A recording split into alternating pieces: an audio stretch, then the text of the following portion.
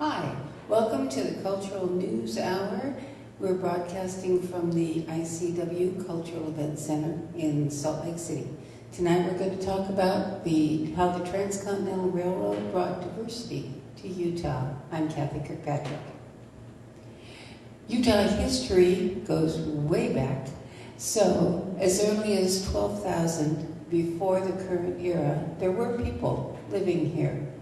We didn't really put labels on them until about 400 to 1300 in the current era, and we call that area Fremont. After that, we've got recognizable tribes: Shoshone, Goshute, Ute, Paiute, Navajo, and they're here today, continuing on. 2 Spanish expeditions came through here, mapping the area, looking for what was in the area and a good way to get to California from New Mexico. They came through in 1768 and 1776 and left some extraordinarily wonderful maps. Today, these are the tribes that you can see all over the state of Utah, and pretty much in the same areas where they were living a couple thousand years ago.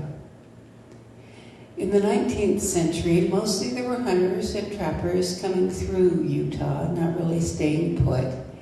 And the first documentation of the Great Salt Lake is Jedediah Smith in 24 and Jim Bridger also in 1824. After that, of course, the wagon trains start coming through because the people want to get from east to California gold fields. So, a lot of them are going on a lot of different trails. They're not all following the same trail through Utah. In 1841, the Bidwell-Bartleson party came through. There were 77 people in that group of wagon trains. 15 of them were women and children. They blazed their own trail. They weren't following anybody else's trail. But it went across the top of the Great Salt Lake and down to Wells, Nevada. And it was such a good route geographically and as far as elevation changes go and all, that it was used by the Transcontinental Railroad later on.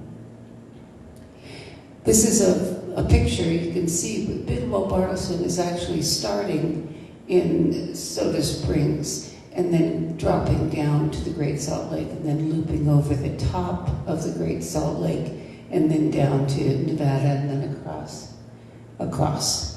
So, and there's Fort Bridger, Wyoming. So you can get an idea of what is going on there and how much land they're covering in their little wagon trains. Pioneers of other varieties came through, and the Pony Express. And a lot of those are coming through Echo Canyon from Evanston, Wyoming, and through Weber Canyon, which, you come down through Echo and then you go through Weber and you end up in Ogden. So this is a map showing several of the different trails. You can see the Pony Express. Oh, good. The Pony Express Trail is really dropping south out of Salt Lake City and going across to Carson City, Nevada. The one that is most popular is this one that comes across here and then goes over the Salt Lake, down through Wells, Nevada, and then all the way across. That's the National Historic Trail, and today it's Highway 80. It's also the railroad route. Okay, the Mormons, the LDS folks, arrived in 1847. It's primarily a farming culture, and there are many communities scattered across the area. They didn't settle in one big bunch. They settled in a lot of different communities across the area to take advantage of the farming and to give themselves room to grow and expand as more immigrants came into the area. The population in 1870 was 24% British, in part because a lot of these early Mormons are coming out of New England area, and then there's a large missionary effort in the British Isles to convert people to the Mormon church and to bring them into, eventually, to Utah. The first German immigrant came over in 47. That's also with the Mormons. and followed by many others. A lot of Germans were hired to work in the Tintic mining district. The Swedish groups. The first Swedish immigrant started out at the very beginning with the Mormon battalion that was formed in Council Bluffs, Iowa. This is really the very start of the Mormon trek to Utah. The Mormon battalion went west to fight in the Mexican-American War, and they only served for a year, from July of 46 to July of 47. But at the same time that they're walking all the way to San Diego and not really seeing a whole lot of military action, their families are doing the trek across and settling in Salt Lake City. So when the war is over, the Mexican-American War, the Mormon battalion is disbanded. Some of them stay in Southern California, a lot around San Bernardino area, and some of them come back to Salt Lake to rejoin their families here. That Swedish man we were talking about, who came over in 1847, came back to Salt Lake City, but in 1852 and 53, he served a mission in Sweden, converted a lot of his fellow countrymen, and sailed back with them to Utah, 300 of them, to join his family in Utah. The Danish group also came in early. They started in 1852 and increased in number. By 1890, 10% of the population was either born in Denmark or had a parent born in Denmark. So there was an awful lot of these guys coming across. Some of them settled in Brigham City, which became a major stop on the Transcontinental Railroad, and others settled in Manti and Ephraim and Mount Pleasant. There's an extraordinary Scandinavian festival that's held every year in Ephraim and welcomes everyone. There are other European Mormons. Midway was a center of Swiss settlement and has Swiss days to celebrate that heritage every year. A lot of Hollanders started coming over around 1860. They mostly settled in the big cities, Salt Lake and Ogden. This is one of the oldest buildings here.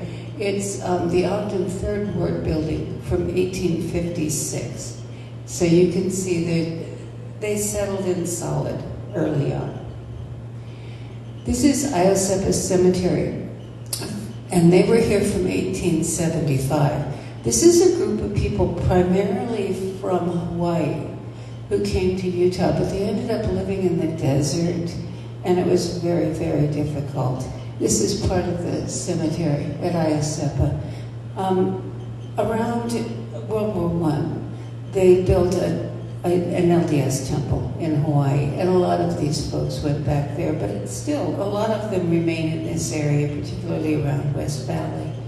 And every year there are reunions at Isefa to celebrate their heritage and the pioneers who came here and made a garden in the desert. There were Jewish merchants who came in as early as 1853 to help provide goods and services to the LDS folks who were living here at that time. As early as 1858 to 61, when Johnston's army came through, because there were rumors that the Mormons were revolting or whatever. So the U.S. Army came over to squelch the whatever, and ended up just camping out at Camp Floyd for 3 years and making friends with the locals. And the Jewish merchants came out from California and provided goods and services there too, and later settled in Salt Lake City because they'd made all those good contacts when they were not that far away in Camp Floyd. This is Corinne, which is also on the Transcontinental Railroad route.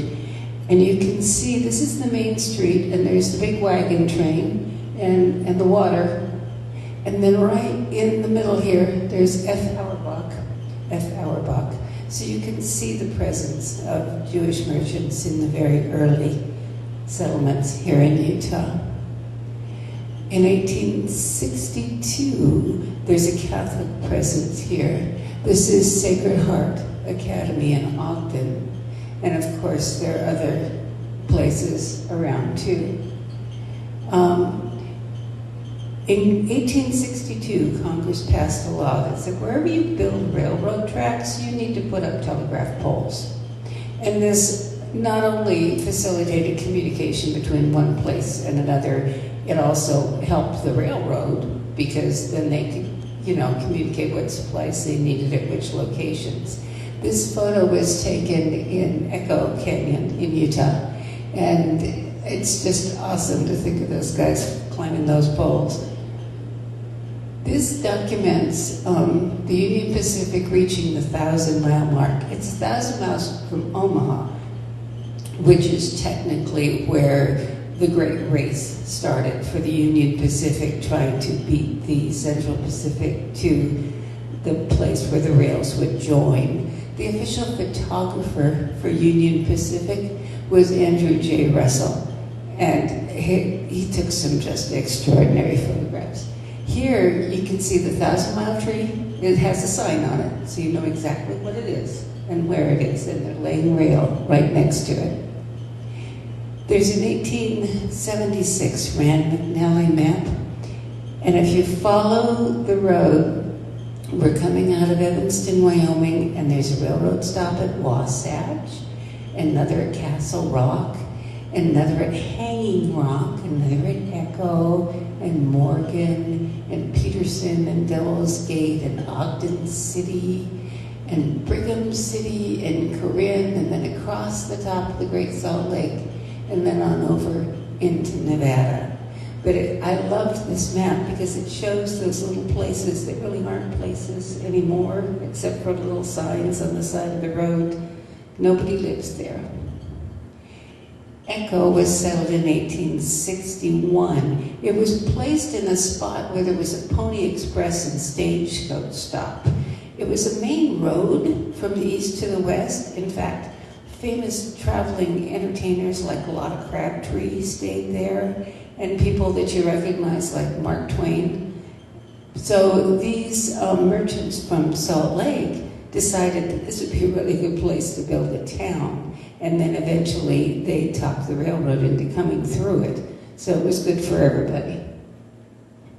Morgan was settled in 1860. It was one of those little Mormon communities that was settled around and about. It was also part of the Transcontinental Railroad route. This building is obviously not 1860, but it is old and considered a historic site. Ogden had been settled early, 1847, with the first groups of Mormons to come in. This is the original train station, 1869 to 89, when it burned down. But you can see it's so much more than a train station. The hotel is upstairs. Corinne was settled in 69 as part of building the railroad coming across. It's also called Bear River because it sits on the Bear River. It is actually sometimes called the Berg on the Bear, which is kind of clever. So, interesting place. This is Big Trestle, Big Phil, which is part of the extraordinary story.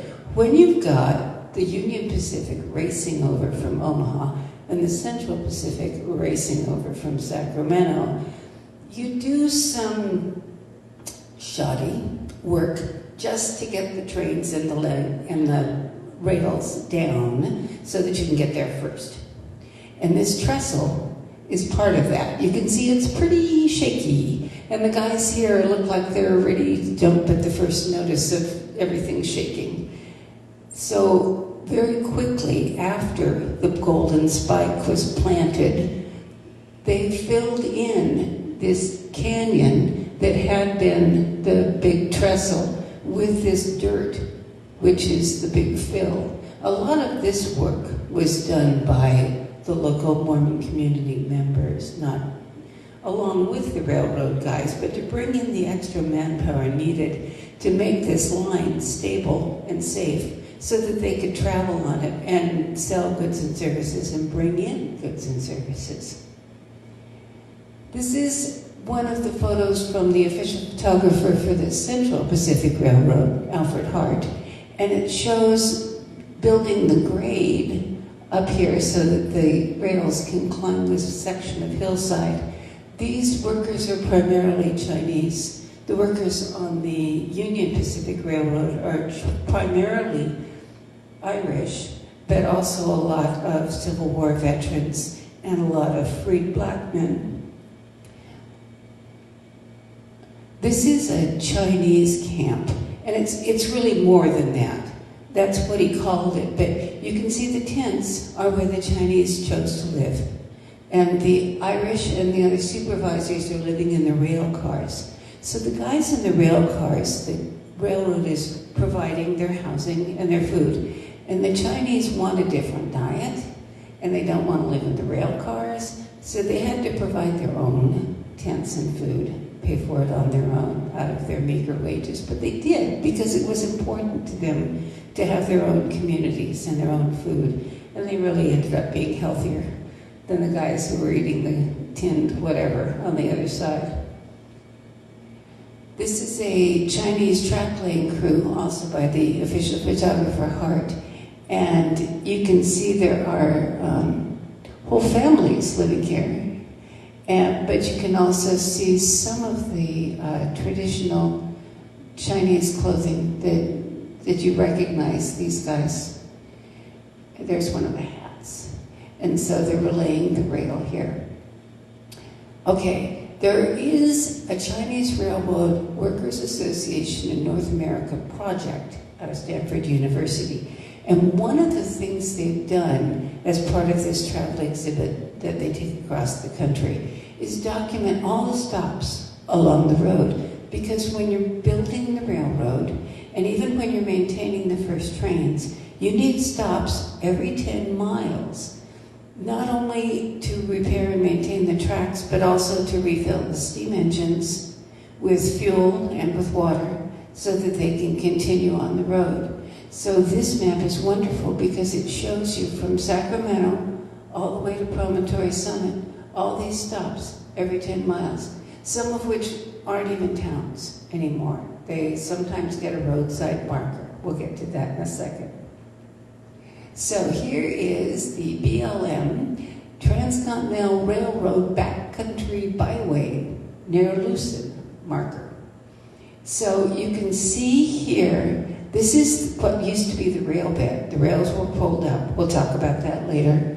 But there's obviously no town here at all. And this just marks that this is where you can enter this backcountry trail that is a road that follows the old rail bed, which means that there are spikes and other things in it. So they tell you to take lots of water and 2 spare tires and your 4-wheel drive vehicle. This is not something you want to take your RV for a drive on. This is Lucid today. There is a sign here, nothing else. And there's a couple of reasons for that. So here's the sign that says Historic Lucid. And it talks about the history of the town, shows it on the map and everything. But you see on the left, there's a photo of water. The reason is because Lucid had to be moved because then it was the turning point for what was called the Lucid Cutoff. And the Lucid Cutoff, instead of running over the top of the Great Salt Lake, runs through the Great Salt Lake. And there's a trestle that runs across the water here. So Lucid got moved from here to here, and so that the train could still go through it. But it meant that this section of rail was not being used, pretty much from Corinne all the way across. This is near Watercress, which is on that section of rail running across the north end of the Great Salt Lake. And there's a piece of trestle there, but as you can see, there's not much else going on. There's a sign at Terrace, another one of those BLM markers, but it includes these wonderful photos. This is the Terrace roundhouse and locomotive. So there was enough train traffic there that they had to have a roundhouse to move the trains from one track to another. And the town was large enough that there are photos here of downtown Lucid and the large train yard at Terrace. So there's a lot of history on these signs and a lot of beautiful backcountry to see when you get to these places. At Kelton, there is not much left, but there is a cemetery, although most of the headstones are certainly not 1860. This is a photo from the official photographer Hart for the Central Pacific Railroad of Camp Victory, which is a major milestone in building the railroad from California. And so you can't really see, but most of the workers are Chinese. But the Chinese are living over here, off to the side. These tents here are merchant tents. And you can see the train engines spewing their steam into the air.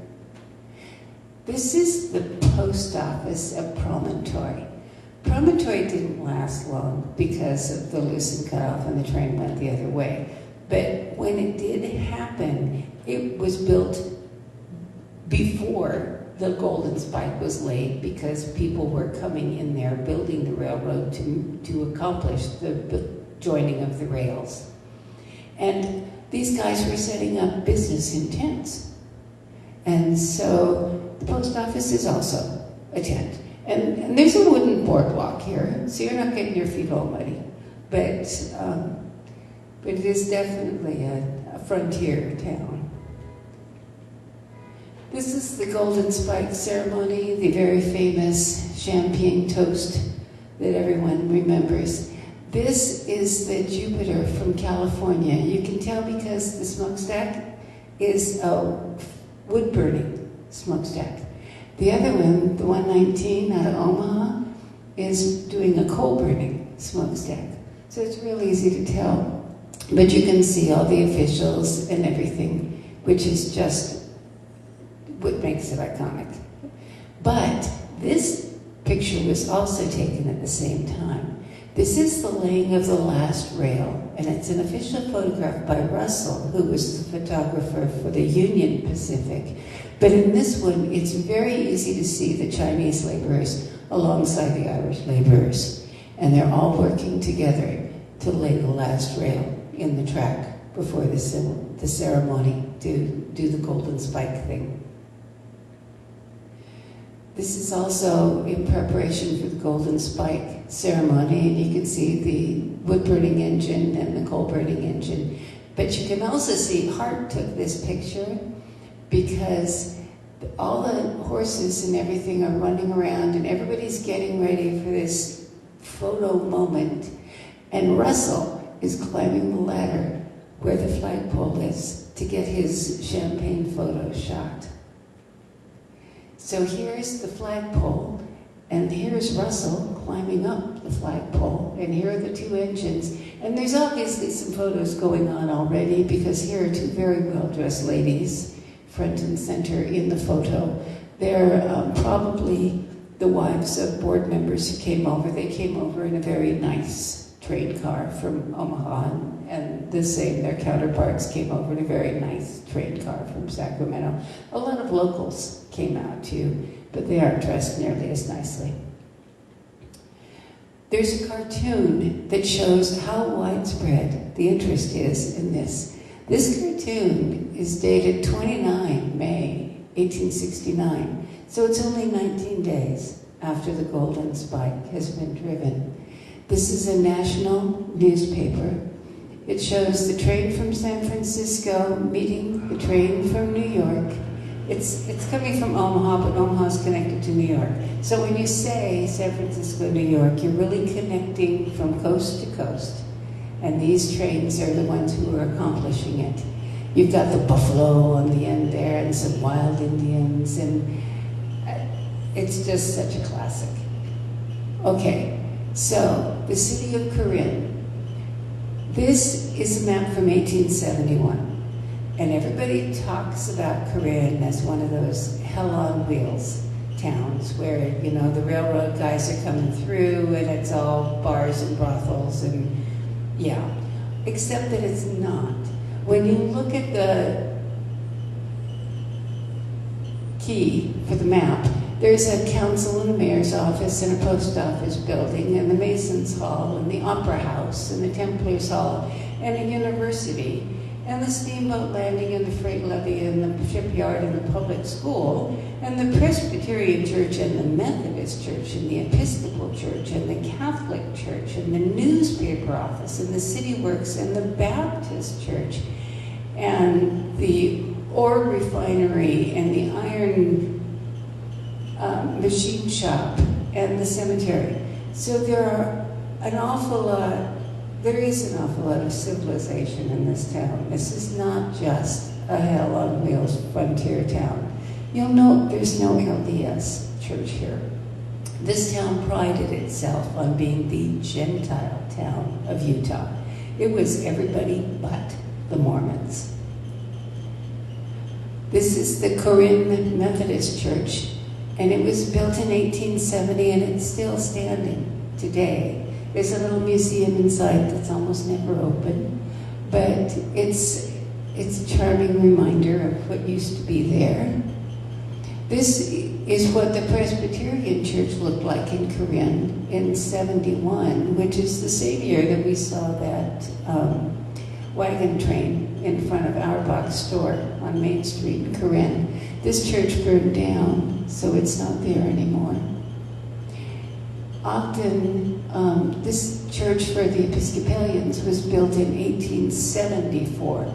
So you can see this is only 5 years after the Golden Spike, and they're settling in with a really solid stone building. Octave Academy is built by the Congregational Church in 1887. These other churches coming in are not only building churches, they're building schools. And that's an important part of the development of the area. This is the Chinese at the nitroglycerin plant. This plant is in Richmond, California. We've heard stories of how the Chinese workers were blasting the tunnels through the Sierra Nevada on the way to Utah with nitroglycerin as well as dynamite. But they were also putting together the nitroglycerin at this plant in Richmond. Now, Richmond has had demolition things going on in this location ever since. And World War II was a really big place for explosives development. Hercules and other places were there. And it is still today a place where explosives are developed. The oldest Chinese burials at Ogden Cemetery are here. And there's no marker or a name, although there is a marker on this one that's a little younger, but not a whole bunch. And there are Chinese buried nearby, but there are also Japanese buried not far away, too. And it's on a little hill, which is kind of separated from the rest of the cemetery. In 1909, the Cathedral of the Madeleine was built by the Catholic community in Salt Lake City. At the time, the community was mostly Irish, a lot of them old railroad workers or miners, or men who had followed General Connor, who was also Irish and Catholic out from California. And so there's a lot of history there. It's obviously a whole lot more than Irish today, but at its origins, that's what it was. In 1912, the first Buddhist temple was built in Salt Lake City. Obviously not this building, but in the same location, which is part of Japantown, and just behind it is another Japanese church. I'll show you that in a minute. So, along with these different groups of people, on the other side of the railroad tracks, there's the Italians, and they built that church, St. Patrick's, in 1916. And that church is still there today, although the community's changed somewhat. In 1923, the Greek community built their cathedral, Holy Trinity, right near downtown Salt Lake. In fact, this is the location of the Greek festival that's held in Salt Lake City every year and welcomes everyone. I lost my photo. The Church of Christ was a Japanese congregation, and again, it's back to back with that Buddhist church in the same neighborhood that was Japanese.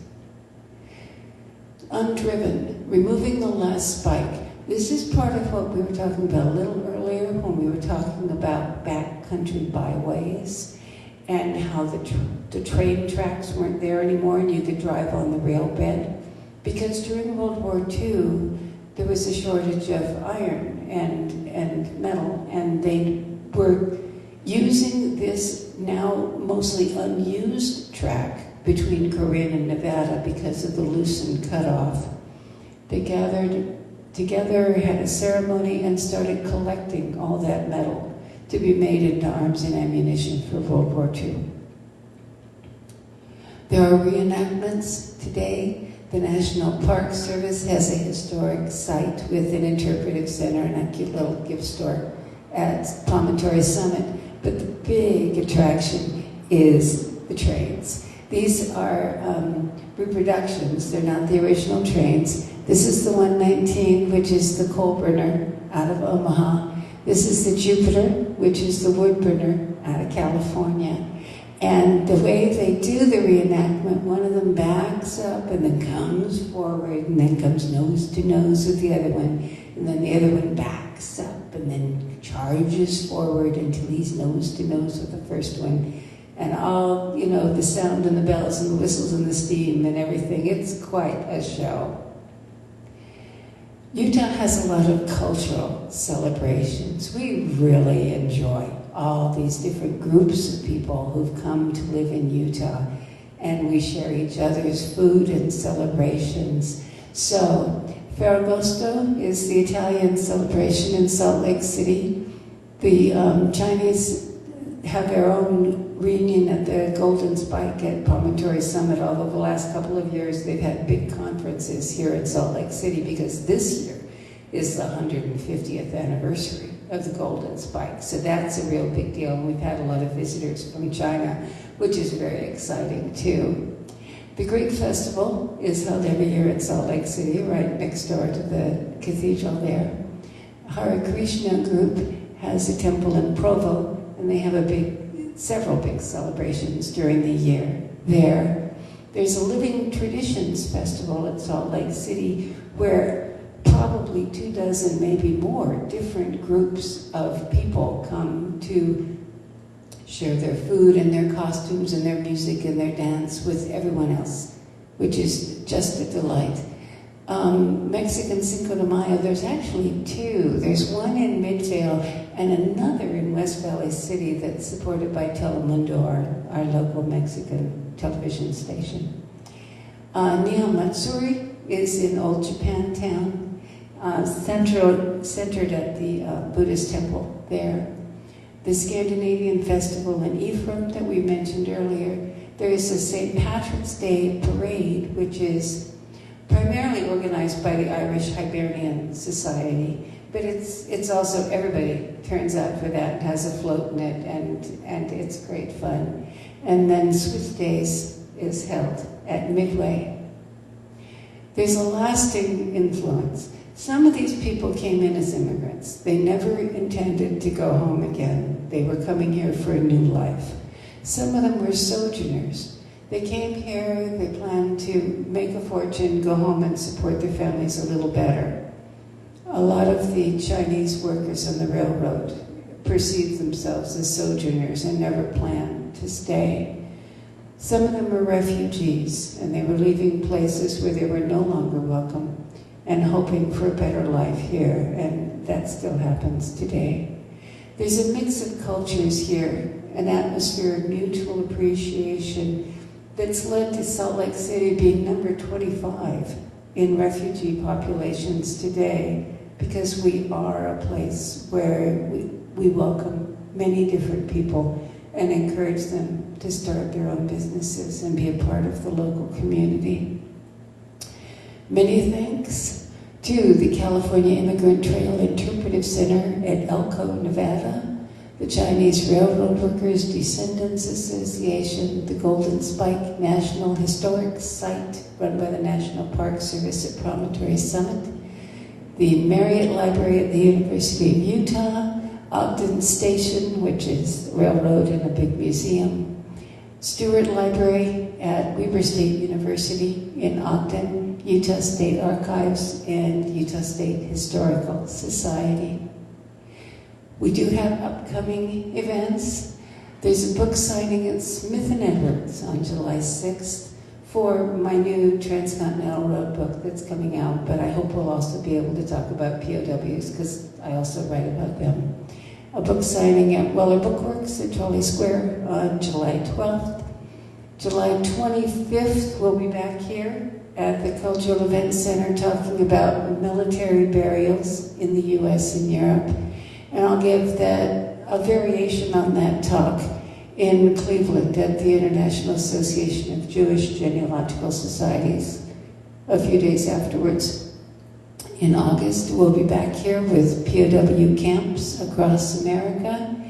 And that same month will be the release of my 6th book in the POW series, American POW Camps in Washington and Oregon, which you can get at Amazon, Arcadia Publishing, and Weller Bookworks. In October, I'll be doing on-site research in Greece, Italy, and England, so that I'll have more photos and more stories to share with you later on. Thank you for joining us tonight, and we'll see you next month.